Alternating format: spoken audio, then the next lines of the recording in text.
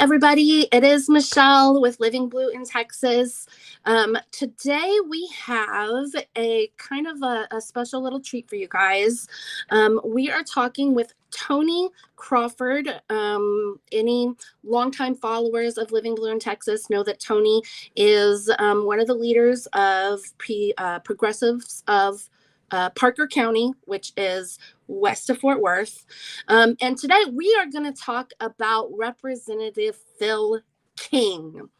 Phil King is currently sitting on House District 61, and he is running for the new Senate District 10, the redrawn gerrymander district that Republicans are trying to take over. So I guess before we really get into what Phil has done or is doing, Tony, can you tell us a little bit about the background and how you got involved with Phil King in the first place? Yeah, so Phil King is from Weatherford. He actually has an attorney's office there. I ended up meeting with him through some mutual friends that were helping us in our efforts to rid ourselves of the Confederate statue on the courthouse lawn. And so we ended up in a meeting with him. He was driving in from Austin that day, and we decided to sit down with him and kind of see what he could do to help us. Mm-hmm. And so was this before or after the infamous incident? This was after. This was after the incident. So he knew about the incident. So for those of you who are unaware, in July of 2020, Tony and about a couple dozen others went to the Confederate statue in Parker County to protest and were met by hundreds of armed white militia terrorists, I would say. And we do have a short clip from that day, and I want to play the clip just so people understand kind of what the situation was. So let me pull this clip up. Okay, here we go.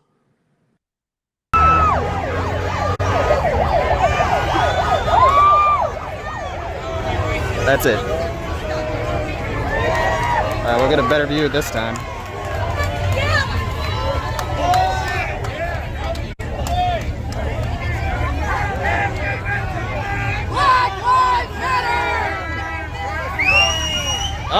Oh, they've rushed him. Now there's a fight. Hey, stop! Fights have broken out.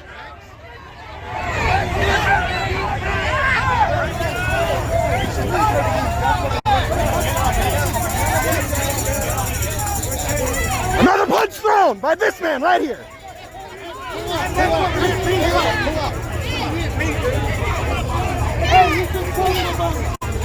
He's just poking in the face.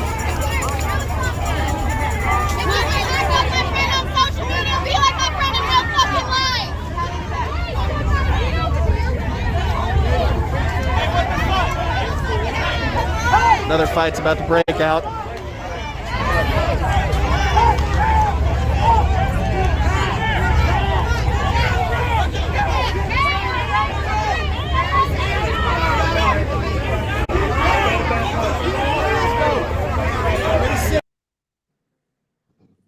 So I put the bit.ly link here at the bottom. If you want to see that whole clip, it's about 2 hours long.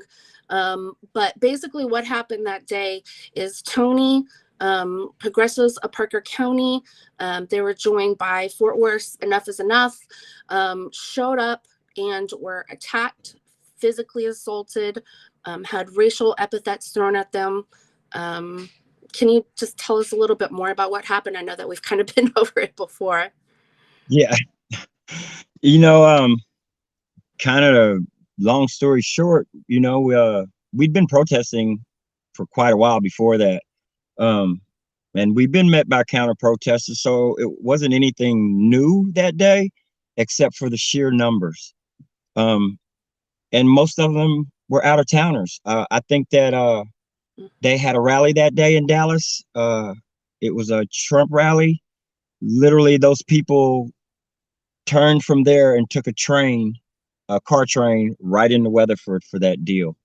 We were not expecting those type of numbers. We weren't expecting the kind of anger that we were faced with. We were very ill prepared for what we walked into that day. And a lot of our city officials, a few state officials were there that day. And kind of did nothing. Yeah. These are the same people running for office right now in districts where they have large amounts of minorities who they want to represent. And to me, they just don't have their best interest in mind. Yeah. And so that I guess leads us to Phil King. So after that day, you met with Phil King, Representative Phil King, District 61, running for Senate District 10.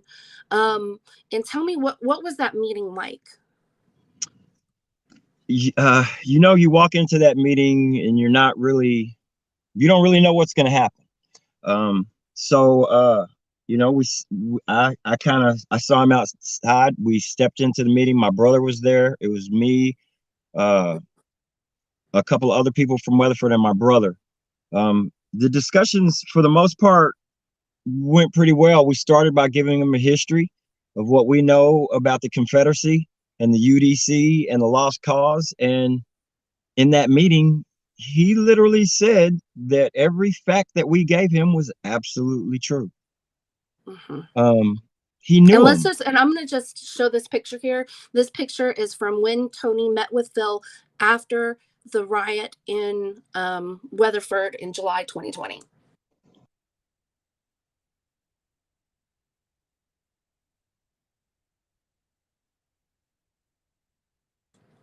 Great picture. So that's the picture there. So there's the proof that he did meet with Phil King, and then what happened? So he agreed with you. Let me go back and preface that picture. What you can't see in that picture, which kind of threw a few of us off, is that Phil King showed up to that meeting wearing his sidearm that is covered by that jacket. That put us, because I saw him as we were coming in. He took off his jacket while we were in that meeting. And that kind of set the tone, for what we were sitting down to that day. In that meeting, he told a story. The story is about the Capitol.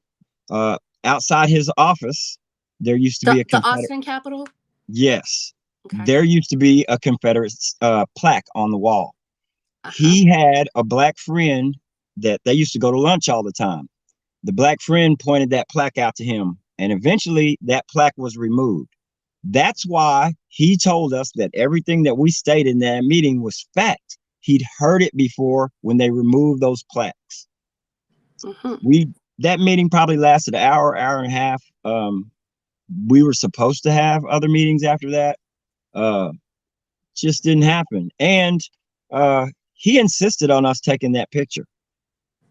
He insisted. Okay. Yeah, he was the one who wanted that picture. And then he promptly left there, and a month later, on 9/11, gave a speech about how not erasing our history is important. And yet you want to represent people who got rid of statues in some of the areas that he wants to represent now for precisely that reason. Right. And if all you have to do is look at the redistricting. They added all these counties that are predominantly white. Why is that? So that they could take it away from Beverly Powell and give it to him. If you're somebody who lives underneath him and you're a minority, you are not represented. He has no wish to even know what you go through at all. So what happened after the meeting with him, and he was on your side about the Confederate statue, and he was like, yeah, it's bad, the Confederacy is bad. What happened after that? Did you guys hear from him again? No. there were supposed to be, there were supposed to be a couple of meetings where we were supposed to do that again. The words at the end of that meeting is, we're going to sit down and have a talk about this again. That never materialized. I mean, and that's pretty much par for the course. They tell you what you want to hear, and then as soon as you walk out the door, it's a different story. yeah, So, okay, so he showed up for the meeting with you guys. He brought a gun. He was the one that insisted on the picture. You never heard from him again. And then at another event of his, he was praising Confederacy history, basically. pretty much. Pretty much. So, And he knows the facts. And so that's what we're dealing with. We're dealing with somebody who knows the facts, knows they're true, and deliberately ignores them because that's what gets him voted. right. So do you feel like Phil King was dishonest with you? Absolutely. I think he had every intention of being dishonest. Phil King was on the patio during the riot. He saw the riot. He was there. Really? Oh, Multiple sources that's have put him in Weatherford that day. He was there. He was there. He saw what happened. Well, I didn't know all that. So he was there. He saw a group of Black people be assaulted, had racial epithets thrown at them, basically chased out of town, had no help, under Confederate flags. Michelle, hold on, back up. I got punched and hit with the flagpole underneath his balcony. Underneath his balcony. I was standing in front of his attorney's office when I got hit. So do you feel like if Phil King is elected to represent Senate District 10, that he will work for the minority community there? No. Phil King is only going to work for the predominantly white community that votes him in. That's it. He knows that we literally don't have the numbers to defeat him. And so that's why they did the redistricting. That's why they added all those counties that I think it was five counties they added. All of them in the high 90s. High 90s in Caucasian population. You're literally trying to drown out the people whose districts have been covered by them this whole time.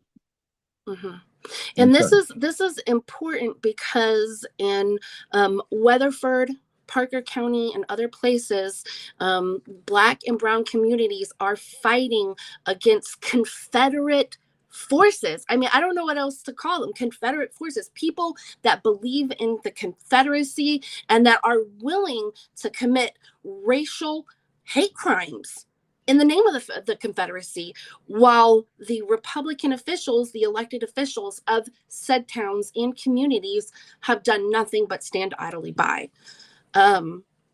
So what do you want to say in closing? What do you want to say about Phil King specifically? For minority communities, Phil King is a threat. And that's just as plain as I can put it. Your interests, your futures will not be looked out for under Phil King. Phil King has no desire to step into any of these neighborhoods and see what's really going on if they're not white communities. And that's pretty much where we are. Okay. So you guys heard it here. Living Blue in Texas. Phil King, Republican, running for Senate District 10. Now you know. Knowing's half the battle. Knowing's half the battle. Okay, Absolutely. Tony. Well, I really appreciate you coming on real quick and just, offering your insight. And it is election season, and this type of information is just really important for people to know. Go vote. Do not let these people take over your neighborhoods. We'll never have a voice if you don't do something about it. Thank you for giving us this platform, Michelle. We appreciate it. Absolutely. All right. You have a good day, Tony. You too. All right.